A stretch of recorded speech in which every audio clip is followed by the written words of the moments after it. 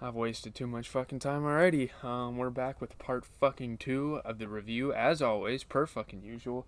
This is a normality on this channel at this point. Um,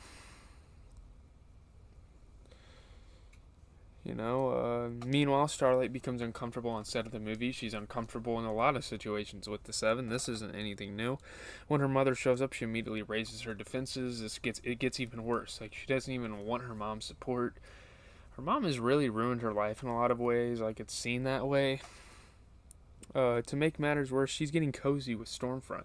So Stormfront's kind of manipulating her mom to like her more. I don't know.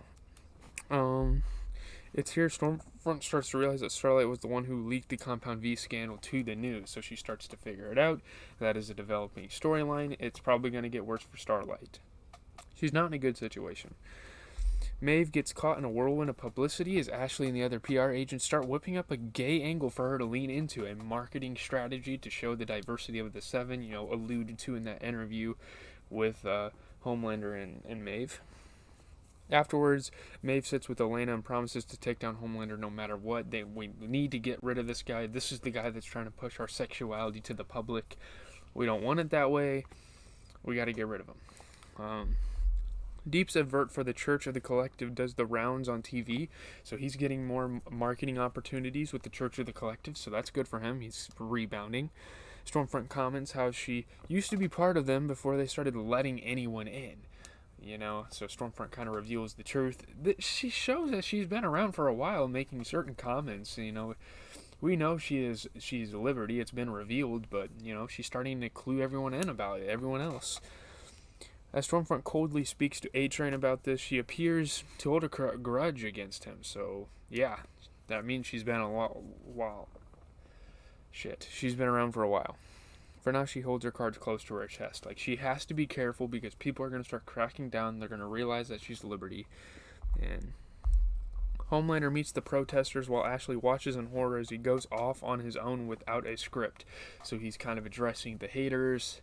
They're warranted to fucking hate in this case, though. They have every reason to. The people don't take kindly to his arrival, though, and start chanting against him, despite a vision of him killing everyone in the crowd, which is very disturbing that he has these thoughts in his head. I'm not surprised. Homelander is the main antagonist in the movie and the show. Homelander keeps his cool and eventually leaves. He needs to get out of that situation. That was a good idea of him to hold back. I support him for that one. Butcher decides to give up altogether and offer himself to Black Noir. He's like, look, I'm going to sacrifice myself to you. We have no reason to fight anymore, I guess. But Huey tries his best to get through to him, but the big man pushes him away. So Huey's like, man, we got to keep fighting against these guys. They've done so much to us in the past. MM comes to Huey's aid, though, and tries to turn Butcher around. So MM and Huey against Butcher, it's kind of this inter-team conflict. Eventually, Butcher agrees to fight back. He's like, okay, we'll kill the motherfucker if they can. Down in the basement, we learn from Butcher's aunt that he used to have a brother called Lenny, so we're kind of learning some stuff about Butcher's past. I think this is very helpful in knowing his story, giving some context. Ironically, Huey looks just like him, so that is crazy. Before they can continue, they're interrupted by an explosion above them. Black Noir has entered the house, so now they're like, oh shit, the fight is on. Some pretty dope action here. He heads in and single-handedly knocks down MM and Huey. Obviously, he's a superhero. It's not really fair. Just before he delivers the killing blow, Butcher gives him an ultimatum and blackmails the assassin into giving up. So Butcher uses some mind manipulation that he's probably been using for years in his operation of taking down the Seven.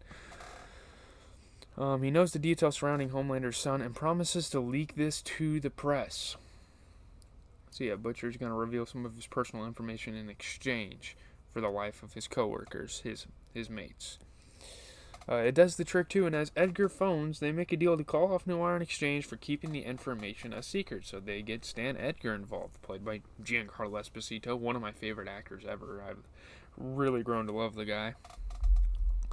On her way to stop Homelander, Maeve approaches Deep and tells him he needs a woman to stand up for him. At the same time, so maybe she's trying to get a Maeve Deep relationship going. That'd be interesting. At the same time, Starlight breaks into Stormfront's trailer and manages to hack into her computer. So she knows that Stormfront's on her case and she's trying to get a head start on the whole conflict. Stormfront arrives not long after, though, and the two admit their truths to one another, kind of having a confessional over some dinner. Or no, in the trailer. Thankfully, Homelander arrives and breaks up the party before things can turn nasty and they can start to reveal more than what need be. As he does, Homelander and Stormfront hook up, and she shows just how powerful she really is. One of the roughest sex scenes I've seen in the history of television. It's kind of crazy. Despite using his laser eyes on her, it doesn't seem to phase Stormfront, and the two wind up making love. Obviously, she's the fucking soup. She's not going to get taken down with laser eyes. You can do that to civilians. You can't do that to Stormfront. With pockets of action dotted throughout the episode, The Boys instead doubles down on his character melodrama. There is a lot of drama, there's a lot of conflict going on here, and I'm all for it. That's what makes the show a show. The result is a series that doesn't quite have the same energy the first one did. Some of this may be the fault of a weekly episode release, which definitely doesn't help matters here. Obviously, I get to watch them every day if I wanted to. I take breaks every now and then, but the various subplots at play are interesting, but mainly feel like satirical plays on different parts of celebrity culture, which is kind of what this show is.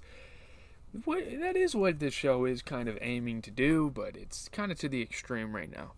How these feed into the bigger picture remains to be seen. It will be revealed later on. It looks like all of this is building up to Homelander being usurped from the Seven. We will have to see how that ends.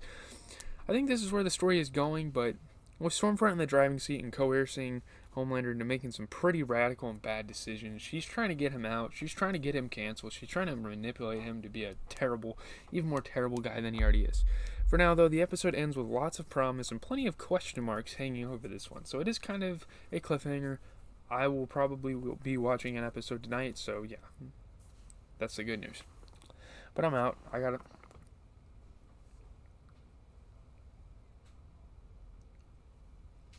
Charity stream for Pride Month? Huh? Well, could do that, but